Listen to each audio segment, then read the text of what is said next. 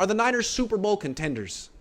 I feel like every week we go back and forth. Maybe it's the curse of covering a 500 team, but they lose a game and it's like, man, fire Kyle, bench Jimmy, fire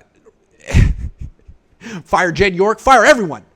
And then they win a game to get up to 500 again, and it's like, here come the Niners. Is this a Super Bowl team?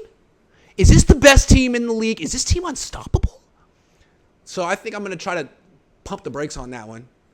I was really relentless in my criticism last week. It was necessary. They were 3-4. Now they're back to 500 with another win over the Rams. I mean, they took care of business, but I think you'd be lying to yourself if you said, man, the Niners beat the Rams.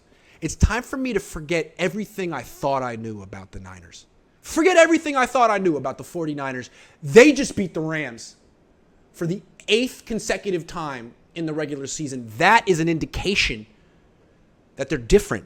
They've turned a corner. They're better. They're Super Bowl caliber. Nah, not necessarily. It just means that Kyle owns McVay, and the Niners match up well with the Rams, and the Rams are frauds, and McVay should have taken that announcing job. But it doesn't mean that the Niners are going to win 10 games or make it out of the first round of the playoffs. Doesn't mean they won't. But I'm going to need to see something a little bit more before I start apologizing left and right to Lynch and Jed and Kyle and Jimmy. Although I'm cool with Jimmy, man. He said he gave me a shout out today. Shout out Jimmy. And he said my name in the locker room the other day. I'm easily won over. You said my name. You know my name. You say hello to me. Oh, we're friends now. Okay. Just kidding. I'm not friends with Jimmy Garoppolo. But I do appreciate him, and he did play well today. And I don't think the Niners are necessarily Super Bowl contenders because I think Philly, Buffalo, Kansas City's in another class. But, man, they got a lot of time to figure it out and hit their stride. I just can't say that they've hit their stride because they beat the Rams. But maybe they did. I don't know. I got one more thing. I'm going to take a couple more questions, and then I got one more thing to talk about. David Baker, Dusty Baker's brother? Probably not. We've talked about this before. Thank you for your $10. Andrew Johnson says, I know you're joking, but you just might be influencing things. Nice. Oh, I'm 100% influencing things. Are you kidding? I deserve a raise from 0 to something. Boots Wayne Boogie 03 says, having CMC on the field allowed Jimmy to actually go through his reads instead of 1-2 and throw.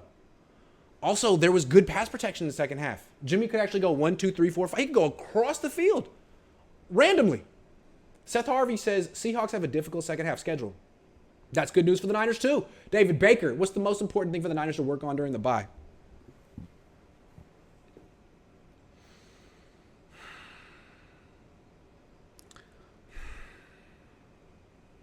I think it's really important for the coaches to self-scout and keep doing what they're doing. The Niners, it takes them half a season to figure out who their best players are. Make sure you're using each player optimally. Ross Dwelly, go back and look at him. He was good today. Keep him in there. I think it's on the coaches. They keep saying it's an execution issue. No, it's been a decision-making issue with the coaches, and today they made the right decisions. David Baker says, it's nice to see them score in the third and fourth. I mean, it is, right? It's been a while. We all know you watching Ramelia.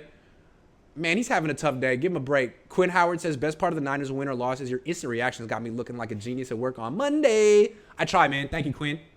The Unlucky Clover says, what's the score on the game, man? I don't know, man. They might come back. They got Cooper Kupp, man. I don't understand. That one's over my head. Mr. Nice Guy says, I watched the Eagles play today in the NFC Championship.